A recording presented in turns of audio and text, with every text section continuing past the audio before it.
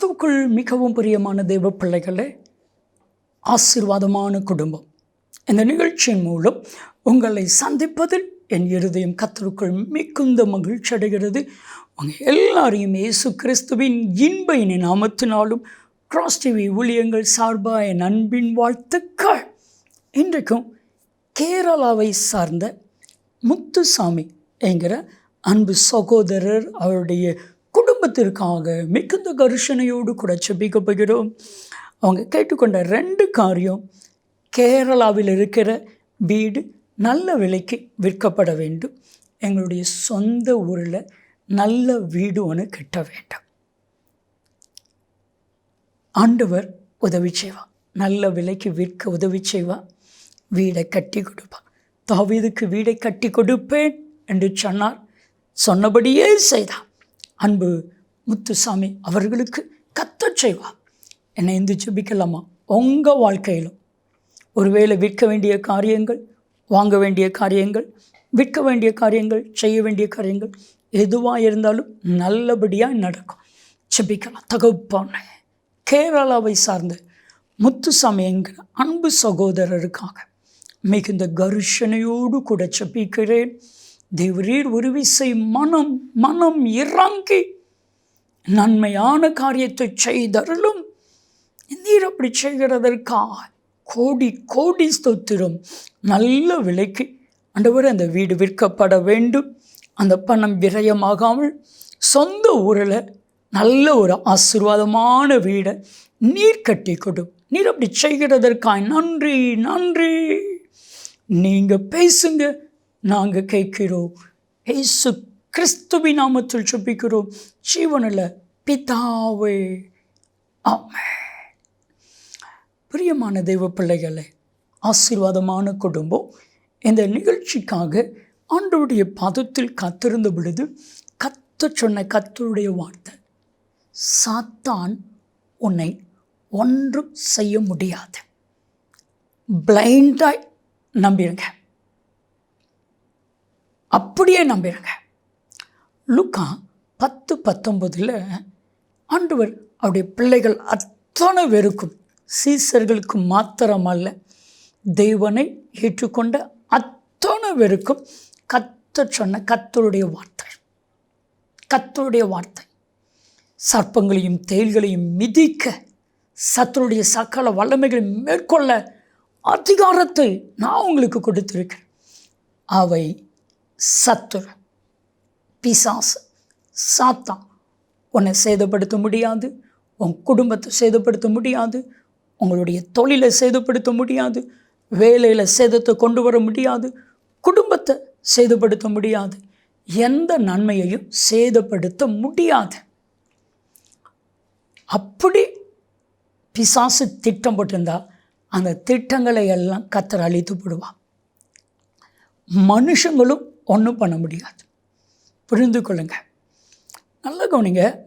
சாத்தான் டைரக்டாக உங்களை ஒரு பக்கம் மோதுவான், இன்னொரு பக்கம் இன்டைரக்டாக மோதுவான்.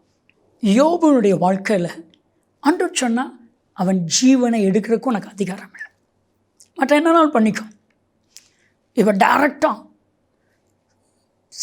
பிசாசு சாத்தான் யோபுவை தரித்திரனாக்குறான், எல்லாத்தையும் அழிக்கிறான், பொருளாதாரத்தில் பிரச்சனையை ஏற்படுத்தினான், குடும்பத்துக்குள்ளே பிரச்சனையை ஏற்படுத்தினான், மதிப்பு மரியாதை சொத்து சோகம் எல்லாத்தையும் இழந்தாங்க, பலனை இழந்துட்டாங்க, சுகத்தை இழந்துட்டாங்க, எல்லாத்தையும் இழந்துட்டாங்க. ஒன்றை தொடமில்ல ஜீவன். நான் சொல்லட்டுமா, ஜீவனுக்கு ஈடாக நம்ம ஒன்றும் கொடுக்க முடியாது. உங்கள் ஜீவனையும் தொட முடியாது. மாத்திரமல்ல, கர்த்தருடைய அனுமதி இல்லாமல் உங்களுடைய பொருளாதாரத்தையும், உங்களுடைய குடும்பத்தையும், உங்கள் பிள்ளைகளையும், உங்களுடைய தொழிலையும் பிசாசால் தொட முடியாது. இன்றைக்கி உங்களுக்கு கர்த்தர் இதை வாக்குத்தத்தமாய் கொடுக்கிறார். லூக்கா 10:19 இந்த வார்த்தையை அப்படியே ஏற்றுக்கொள்ளுங்க. நான் சொன்ன பிளைண்டாக ஏற்றுக்கொள்ளுங்க. ஆனால் இன்டைரக்டாக எப்படி வாரான்? நல்ல கவனிங்க. இப்போ தான் மனுஷங்க மூலமாக அவன் வருவான். டைரக்டாக சில காரியத்தை செய்வான், ஆனால் மனுஷங்க மூலமாக செய்வான். நான் தானே யோபுனுடைய உயிரை எடுக்கக்கூடாது, ஆனால் அவன் மனைவியை வச்சு எடுக்கலாம்ல. யோபு 2:9 அவருடைய மனைவி யோபு பார்த்து சொல்கிறான், இன்னும் உம்முடைய உத்தமத்தில் இருப்பீரோ, தேவனை தூசித்து ஜீவனை விடும், நீர் பூமியில் வாழ்ந்தது போதும்.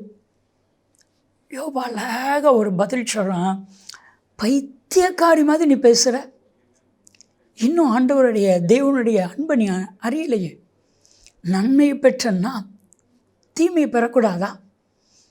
யோபுடைய எண்ணம், என் தேவன் ஒரு நாள் எனக்கு தீமை செய்ய மாட்டார்.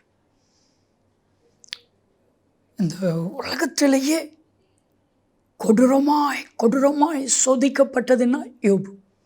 நிறைய பேர் சொல்லுவாங்க, நான் யோபு மாதிரி சொல்லவே முடியாது. நான் சொல்லட்டுமா, யோபு மாதிரி யாரையும் ஆண்டவர் சோதிக்க அனுமதிக்க மாட்டார். அதுதான் உண்மை. ஒரே நாளில் 7 ஆண் பிள்ளைகள் 3 பெண் பிள்ளைகள். ஒரே நாளில் கோடீஸ்வரன் இருந்தவன் பிச்சைக்காரன். அது நமக்கு வராது, அது ஆண்டவர் அனுமதிக்கவும் மாட்டார். பிசாசு சாத்தான் உங்களை சேதப்படுத்த முடியாது. இதை அப்படியே விசுவாசிங்க.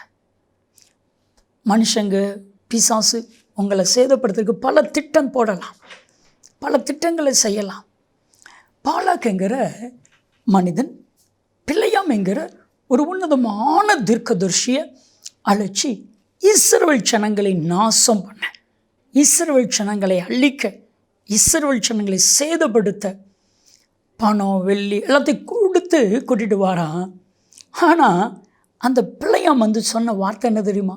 பாலாக்கவே அதிர வச்சுட்டு. என்னாகமும் 23:23 இஸ்ரவேல் குரோதமான மந்திரவாதம் இல்லை, இஸ்ரவேல் குரோதமான பில்லி சூனியமும் இல்லை, இஸ்ரவேல் குரோதமான எந்த சத்துருவின் கிரைகளும் ஒன்றும் பண்ண முடியாது. பாலாக் நீ புரிஞ்சுக்கோ, பாலாக் நீ புரிஞ்சுக்கோ. பாருங்கள், ஆண்டவர் பிள்ளையாம் மூலமாக சொன்ன அதே வார்த்தையை எனக்கு கத்தவங்களை பார்த்து சொல்கிறாரு, எந்த பிசாசுடைய தந்திரமும் சாத்தானுடைய கிரிகளும் உங்களையும் உங்கள் குடும்பத்தையும் சேதப்படுத்த முடியாது. விசுவாசிங்க. ஆண்டவரே, என் குடும்பத்தை உடைய இரத்த கொடைகள் மறைத்து கொள்ளுங்க. ஒரு வேர்ட் சொல்லட்டா? உபாகமம் 28:7 உனக்கு குரோதமாய் ஒரு வழியாய் புறப்பட்டு வருவார்கள், ஆனால் ஓடி போகிறது மட்டும் 7 வழியாக தரிச்சு ஓடி போவாங்க. ஏன் தெரியுமா? இஸ்ரவேலின் மகாராஜா உங்கள் நடுவில் இருக்கிறார். செபிக்கலாமா? தகப்பான இவர்கள் குரோதமாக எழும்புகிற எல்லா பிசாசின் தந்திரங்கள் அழிக்கப்படட்டும். இயேசு கிறிஸ்துவின் நாமத்தில் ஜெபிக்கிறோம் சிவன்ல பிதாவே.